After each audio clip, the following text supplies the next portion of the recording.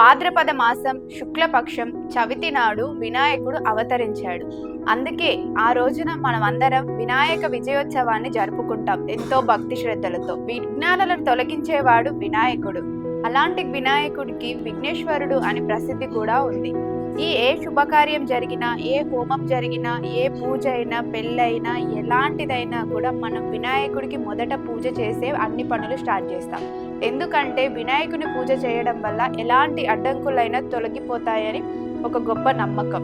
అలాగే మనం 9 రోజులు వినాయక పూజలు ఎందుకు చేస్తాము అనంటే, వినాయక చవితి రోజున ఆ వినాయకుడిని ఆహ్వానించి ఆవాహన చేసి గృహంలో లేదా మండపంలో కానీ 9 రోజుల పాటు ఎంతో భక్తి శ్రద్ధలతో పూజలు అనేటివి చేస్తూ ఉంటాం. ఈ 9 రోజుల తర్వాత భక్తితో పూజలు చేసి అష్టద్రవ్య పూజలతో, నైవేద్యాలతో, ఎన్నో శ్లోకాలతో గణపతిని పూజిస్తారు. 9 రోజులు అంటే నవరాత్రులుగా భావిస్తారు. తన తండ్రి అయిన శివుడు వినాయకుడిని, మన గణనాథుణ్ణి ప్రథమ పూజ అర్హుడిగా ప్రకటించాడు. అంటే ఏ పూజలోనైనా తనకే ముందుగా పూజలు చేయాలి అనేసి ప్రకటిస్తాడు. లోకమంతా ఒకే విధంగా భక్తి శ్రద్ధలతో పూజిస్తారు. దీనివల్ల ఏకత, సత్సంగం పెరుగుతాయి. మహారాష్ట్రలోని లోకమాన్య తిలక్ సమాజాన్ని అంతా ఏకం చేయడానికి గణపతి ఉత్సవాలను ప్రసిద్ధిగా చేశారు.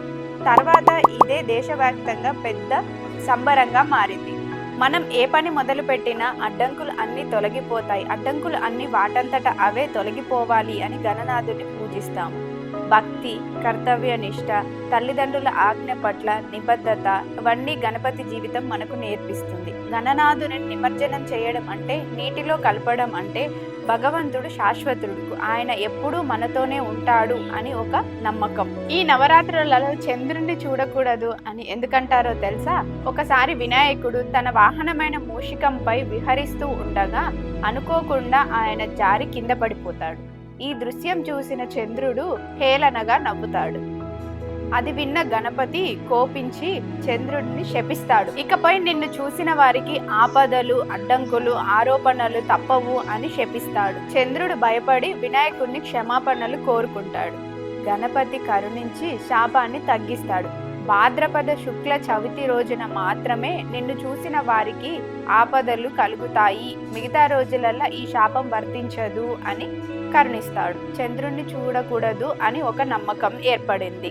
ఒకవేళ ఆ రోజున చంద్రుణ్ణి చూసిన వారు కూడా వినాయక పూజలో పాల్గొని వినాయకుడిని పూజించినచో ఆ శాపానికి ఎంతో కొంత ముక్తి అనేది లభిస్తుంది. అనుకోకుండా చంద్రుణ్ణి చూస్తే శమంతకమని కథను వినాలి, లేదా వినాయకుడికి ఇష్టమైన పాయసాన్ని నైవేద్యంగా పెట్టి వేడుకుంటే ఆ శాపానికి ముక్తి లభిస్తుంది అని పురాణం నుంచి చెప్పబడుతున్న ఒక కథ.